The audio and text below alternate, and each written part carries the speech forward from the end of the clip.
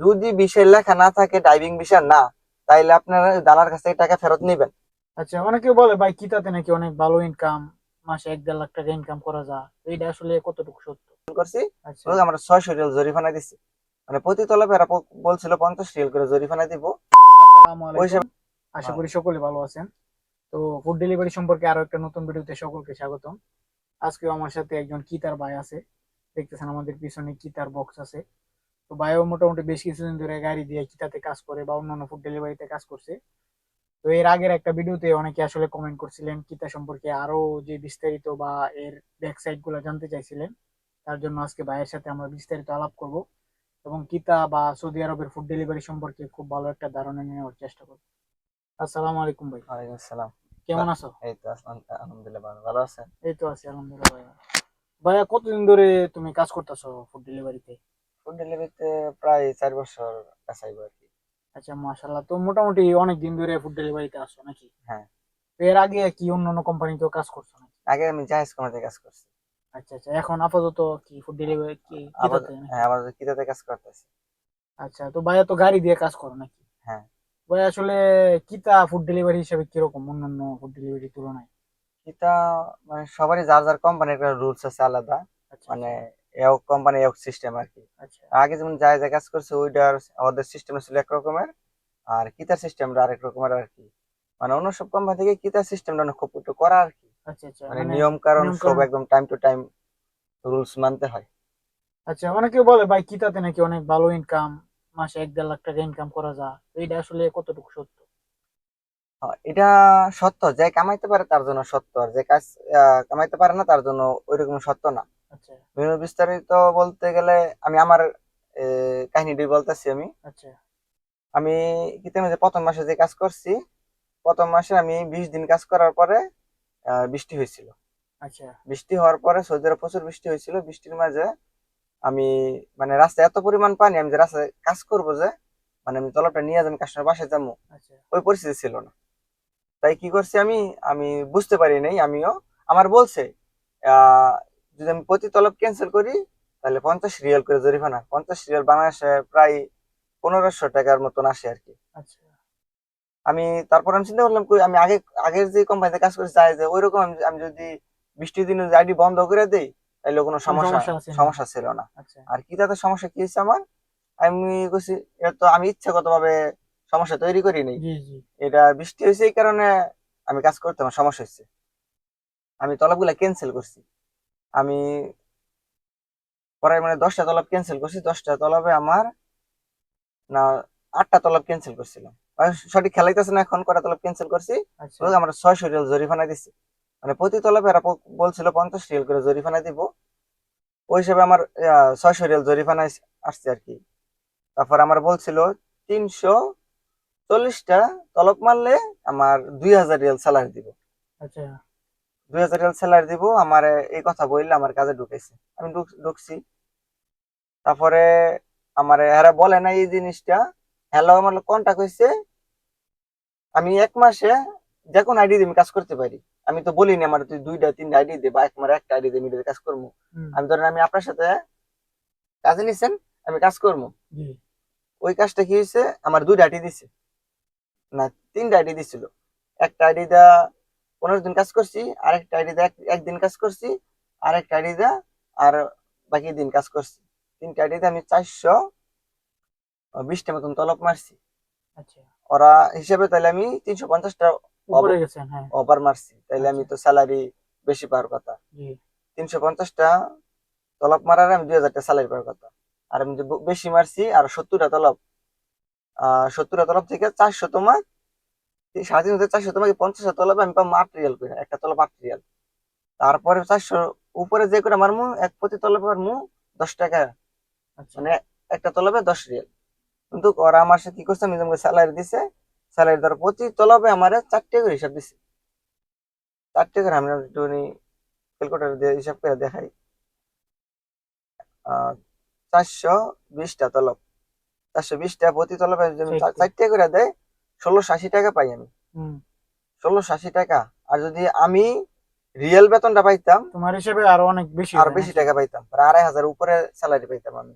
আচ্ছা, যাই হোক, মানে এই কথাগুলো আসলে অনেকে বলে না, সবাই বলে যে ইনকাম ইনকাম, না ভিতরের যে সমস্যাগুলো এগুলো না অনেকে না, বলতে চায় না খালি নাকি? যদি তোমার আমি বইলানি তুমি মাসে সৌদি আরব 1 লাখ 1.5 লাখ ইনকাম করবা, আচ্ছা, তুমি চিন্তা করো আমি যদি 5 লাখ 6 লাখ টাকা দিয়ে যাই, আমি 6 মাসে 6 লাখ টাকা কামাইলাম, কামাই আলবো, হ্যাঁ। কিন্তু 6 লাখ টাকা কাজ করতে যে তোমার যে কত টাকা খরচ যাইবো ওইটা কিন্তু কেউ বলতেছে না। বলতেছে না, হ্যাঁ। অনেকে মনে করে 6 লাখ 7 লাখ কোনো বিষয় না, যেহেতু মাসে 1 লাখ টাকা ইনকাম আছে, হ্যাঁ। হ্যাঁ 5 মাস 6 মাস পরে হ্যাঁ, আমার যে কিন্তু টাকা উঠে যাবো, ঠিক এই আছে না? জিনিসটা তো সবাই বলতেছে না ভাই। আচ্ছা, মানে আমি এখন যে গাড়ি বাইক দিয়েও অনেকে কিতাতে কাজ করে, বা তোমরা গাড়ি দিয়ে কাজ করো, তো এই হিসাবে আসলে কি তোমাদের স্যালারি কি পার্থক্য আছে নাকি কিরকম না বাইকের গাড়ির না, মধ্যে? স্যালারি আমি যতটুকু জানি একরকমের হই, কিন্তু মোটরসাইকেলটা আমি পুরো শিওর বিস্তারিত বলতে পারতেছি না, ঠিক আচ্ছা, আছে। মানে অর্ডার কিন্তু কিরকম? আমার যে অর্ডার যে কিরকম অভিজ্ঞতা আছে আমি বাইকে? আমারটা শেয়ার করতেছি। আচ্ছা, বাইকে আর গাড়িতে অর্ডার কিরকম, সেমই থাকে নাকি না অনেক কম বেশি হয়? মানে কিতা থেকে সেম হই, কিন্তু আপনার বাইকের মোটরসাইকেলটা ধরেন দূরত্বটা কম আর কি। আচ্ছা, মানে মনে অর্ডার গুলো করেন কাছে আসে আমার নাকি? আমরা একটা তলব 30 কিলোমিটার দূরে যাই, আচ্ছা, আর কিতার তলবটা 15 কিলো তোমাকে দিব। বাইকের হ্যাঁ, বাইকের ও বাইক যেটা 15 কিলো, হাইস 20 কিলো, আর আমাদের 30 কিলো তোমাকেও দেয়। আচ্ছা আচ্ছা, বুঝতে পারছি। তো বাইক তো, গাড়ি তো আসলে সবাই নিতে চায়, তো তোমরা কি গাড়িটা কি কোম্পানি দিছে না কিরকম? না আমাদের গাড়ি সবাই চালাইলে গাড়ি চাইলে হইব না, ওই গাড়ি জানতে হইব ওই গাড়ি কি চালাইতে পারে কিনা। আচ্ছা, আমি আর দুইটা কথা বলি, যাদের সৌদি আরবের ভিতরে আছে, যদি গাড়ি অন্য সব জায়গায় চালাইছে বা খালি আমি শিখছি তাইলে হইব না, লাইসেন্স থাকতে হইব। তুমি যে গাড়ি চালাইছো ওই অভিজ্ঞতা জানতে হইব, মানে তুমি গাড়ি চালাইতে পারো কিনা। মানে যদি কনফার্ম করতে হবে এটা নাকি, যে হ্যাঁ শিওর তুমি পারো, বা হ্যাঁ, তোমার নাইলে ধরো লাইসেন্স আছে তোমার তো এরকম আর কি। গাড়িটা দিব না, তুমি অ্যাক্সিডেন্ট করলে তোমার জানের একটা নিরাপত্তা আছে না। হ্যাঁ, তুমি মনে করবো আমি বললাম আমারে আমি গাড়ি চালাতে পারি, আমি তোমার গাড়ি মানে দিয়ে দিব চাইলে না, দিয়ে দিত না নাকি? তোমার লাইসেন্স থাকতে হইব। আচ্ছা, আর যারা দেশে থেকে যাবো তাদের তাদের উদ্দেশ্যে বলতেছি আমি, যারা দেশ থেকে আইবো আপনারা, আমি কাউরে বলবো না না আসার জন্য, বলবো আসার জন্য যারা বাইক চালাতে পারেন আপনারা কষ্ট করে গাড়ি চালানো শিখে তারপর আসবেন। এটা মোটর সাইকেল হইতেছে অনেক রিস্ক। আচ্ছা। আর ধরেন এই যে আমি এক হাতে যে মোবাইল চালাইতেছি, ঠিক আছে, হুম আরেক আমি কিন্তু গাড়ি চালাইতেছি, সৌদি আরবে প্রায় সময় এইভাবে গাড়ি চালায়। হুম হুম। এবার চালাতে কিন্তু অনেক আমার চোখের সামনে অনেক মোটরসাইকেল অ্যাক্সিডেন্ট হয়েছে, অনেকের হাত গেছে গা, পাও গেছে গা, অনেকের জীবনও চলে গেছে। আমি চাই না, আমি যাই না শুনে আমি কাউরে বলবো না আমার দেশের বাইরে কেউ এই বিপদে পড়ুক। না অনেকে চালাইতেছে না, হ্যাঁ চালাইতেছে, হুম হুম। বিপদ মানে কোন সময়, রিক্সের উপরে থাকতে হয় বেশি অনেকটা। বিপদ কোন সময় আসে এটা কয়া পারা যায় না। আর আমার চোখের সামনে অনেকগুলো অ্যাক্সিডেন্ট হয়েছে, আমি পারি নাই ওদের সামনে যাওয়ার জন্য, ওদের সামনে এই এই কষ্টটা খুব লাগে। যদি আমার বাংলাদেশে হইতো আমি যত ব্যস্তই থাকতাম আমি তারে দইরা নিয়ে হসপিটাল নিয়ে যাইতাম, হুম হুম। কিন্তু এই জিনিসটা কিন্তু আমি যদি নিয়েও যাই এর মানে দায় আমার নিতে হইব, সৌদি আরবের ঠিক নিয়মটা আছে। আসলে আর অন্যরকম নাকি? আমি যদি হসপিটাল নিয়েও যাই এরা চিকিৎসা করবো না, আমি হুম। যতটুকু জানি চিকিৎসা করা করবো না। এই রাস্তায় পড়ে রয়েছে, ওইটা যদি আধা ঘন্টার ভিতরে 1 ঘন্টার ভিতরে হসপিটাল নিয়ে যেতে পারো তাহলে কিন্তু বাঁচার সম্ভাবনা ছিল। কিন্তু মিনিমাম পুলিশ আসবো, মোরগ আসবো, অ্যাম্বুলেন্স এক আসবো। ঘন্টা 2 ঘন্টা লাগতে পারে, 1 ঘন্টা আধা ঘন্টা আইসা পরে, আইসা পরে, হ্যাঁ। কিন্তু এই সময়টা লস হইতেছে, এই রাস্তায় পড়ে রয়েছে ওদের কেউ ধরবো না। আচ্ছা, তো ভাই মানে তাহলে তো তুমি কি বলবো, যে গাড়ি দিয়ে আসলে বেস্ট হয় নাকি? আমি বলবো, আমি সবারই বলি হ্যাঁ আপনারা আসেন, কিন্তু যারা বাইকের যে আগ্রহ আছেন আপনারা বাইক চালাইতে পারেন, দরকার আপনি 10,000 টাকা 20,000 টাকা খরচ করেন, গাড়ি চালানো খরচ শিখে। কইরা 2 মাস পরে আসেন, বাংলাদেশ থেকে গাড়ি চালান শিখে তারপর আপনি সৌদি আরবে আসার নিয়ত করেন। আচ্ছা, মানে অনেকে আমার কাছে যে প্রশ্ন করে বা কমেন্ট করে, ভাই আমার গাড়ি চালানো আছে, মোটামুটি সবকিছু জানি, দেশের লাইসেন্স আছে, তো তারা আসলে কিভাবে আসতে চায় বা কিভাবে আসবে ফুড ডেলিভারিতে বা গাড়িতে? সিস্টেম জানা আছে কিনা তোমার? না আমার সিস্টেম জানা আছে, কেন এটা বিস্তারিত ভিডিও করতে গেলে অনেক সময় লাগবে, না, মানে মোটামুটি ঠিক একটু আছে। টুকটাক একটু ধারণা দেয় কিভাবে সে ধারণা আসবে, বলতে ভিসা গুলো আসলে কই থেকে নিতে হয় মোটামুটি? এগুলো হচ্ছে আপনার প্রতিটা যে আসবো ওর আচ্ছা এলাকাতে কিন্তু ইমুনের যে আমরা যারা একমাত্র দালালি যারা বলে আর কি, আচ্ছা। মানে ঠিক আছে, ওদের সাথে যোগাযোগ করলে ওরা একটা রাস্তা দেখাইবো, রাস্তা কি, কিন্তু এই জায়গায় অনেকে ভুল করে, আমরা সবাই আর কি মানে প্রবাসে আসতে চাই, বেশি টাকা ইনকাম করতে চাই, কিন্তু বলছি না ওই যে ভাই যে বললো 1 লাখ 1.5 লাখ টাকা ইনকাম, হুম কিন্তু হুম। মূলত 1 লাখ 1.5 লাখ টাকা ইনকাম না, আপনার তো আপনার যান বাঁচায় কাজ করতে হইব। জি। আপনার 1.5 লাখ টাকা ইনকাম হইব, কিন্তু এটা হওয়ার সম্ভাবনা খুবই কম। আচ্ছা ভাই, মানে এমনিতে অনেকে না সৌদি ওই আরব। ওই যেটা বলতে নিছিলাম, আচ্ছা ওই আচ্ছা। যে কিভাবে আসবো, আমি হ্যাঁ। সবারই বলবো 3 লাখ টাকার ভিতরে আসার জন্য, মানে আপনি যদি একটা সমস্যায় পড়েন বা 3 লাখ টাকা দেয়া গেল, আপনি ঋণ ভাঙতে পারবেন। আপনি যে জায়গায় কাজ নাও করতে পারেন বা দালালে দিল না, হুম হুম। দালাল সবাই মধ্যে বেশি, যে যেই দালালে পাঠাইবো ওই দালালটা আমি বেশি দুষবো না, ওই দোষ আসতে থাকলো আর আমি বেশি দুষবো না। আর যে এজেন্সি আছে এজেন্সিও যদি সৌদি আরব চাপ দেয়, ওইরকম কিছু একটা করতে পারে না, করতে পারে না, করতে আইসা পারে করলে না, আর কিছু করার কিছু থাকে না করতে পারে আসলে। না। যার মাধ্যমে কাজটা করবো, যে কমাতে কাজ করব, ওই যেই কাজই দেয় ওই কাজই করতে হইব। ও যদি বলে আমি ড্রাইভিং বিষয়ে আপনি আসছেন, আপনার যদি বলে মোটরসাইকেল চালাইতে, মোটরসাইকেল চালাইতে চালাইতে হইব। হইব, হ্যাঁ। আপনি যদি কোন যে গাড়ি দিবে রেস্টুরেন্ট দিবে। রেস্টুরেন্টে কাজ করার জন্য, ওই জায়গায় কাজ করতে হইব। কিন্তু আসলে তো 3 লাখ 3.5 লাখ টাকা দিয়ে তো এখন আসা সম্ভব না, কিভাবে আসবে তারা? আসা সম্ভব হইতো, সৌদি আরব আসতে মূলত লাগে 1,70,000 65,000 টাকা লাগে আর কি। সবকিছুতে এখন অন্যরকম হয়ে গেছে, তো চাইলে আসলে এখন 2 লাখ 3 লাখ টাকা দিয়ে আসা যায় না। তো যাই হোক, এখন আসলে অনেকে সৌদি আরব থেকে অন্যান্য কাজ করে বা দেখা গেছে গাড়ির লাইসেন্স আছে বা গাড়ি চালানো পারে, অনেকে চায় যে ভাই আমি কাফাল হবো ফুড ডেলিভারিতে। তাদেরকে আসলে তোমার কি পরামর্শ থাকবে যে অন্যান্য কাজ থেকে কি ফুড ডেলিভারিতে আসলে কিরকম হয়? আমি সবারই বলবো, আপনারা মানুষের কথা, স্যালারি বেশি এই কথাটা শুনে দ্রুত কোনো সিদ্ধান্ত নেবেন না। আচ্ছা। সিদ্ধান্ত, আপনি যেই জায়গায় কাজ করবেন ওই বিস্তারিত আপনি ডিটেলস আরো বেশি করে জানবেন, যা কি কি জিনিস জানতে হইব। আপনি 1 মাসে কয়টা তলব মারবেন, কয় টাকা স্যালারি দিবে, তারপর আপনার রুম দিব কিনা, খাওয়া তো দিবই না, খাওয়া নিজের, কোনো কোম্পানি খাবার দেয় না। আর ডিউটি কয় ঘন্টা, কি তাতে কিন্তু কোনো ডিউটি নির্ধারিত, আপনার কোনো সময় 8 ঘন্টাও দিব, কোনো সময় 10 ঘন্টাও দিব, কোনো সময় 12 ঘন্টাও দিব। আচ্ছা। আমার 16 ঘন্টাও ডিউটি দিছে আমার। আচ্ছা। 16 ঘন্টার যে ডিউটি দিচ্ছে, ওই কাহিনীটা আমি বলি। ধর আমার রুমের থেকে ডিউটিতে আসতে 1 ঘন্টা লাগে, হুম। আবার ডিউটি শেষ করে রুমে যাইতে 1 ঘন্টা লাগে, 2 ঘন্টা। ডিউটি কত, 16 ঘন্টা। আচ্ছা। তো কত 18। হয়েছে, 18। 18 ঘন্টা।